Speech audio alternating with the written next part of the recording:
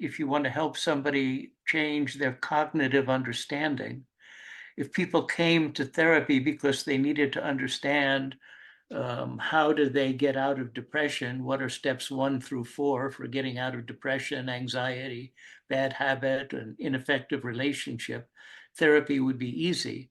But there are things that can't be gained by a logical algorithmic approach. What you said about Erickson was true. The history of hypnosis before Erickson was like this. You were putting suggestions into a passive person, and you were feeding something in that was missing. What Erickson was doing was this.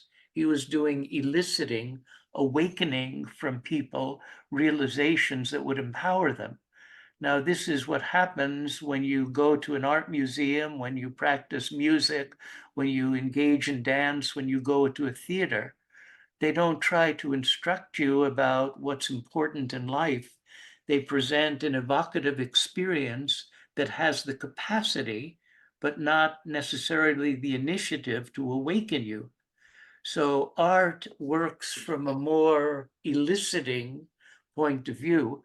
And when I could understand that, then I could have a more artistic ways of helping clients rather than informative ways of helping clients. There's nothing wrong with information as long as information works. Sometimes information is necessary. You need to explain to someone the side effects of a medication that they're using. But if you want somebody to be motivated, happy, connected, responsible, curious, those things need to be stimulated into play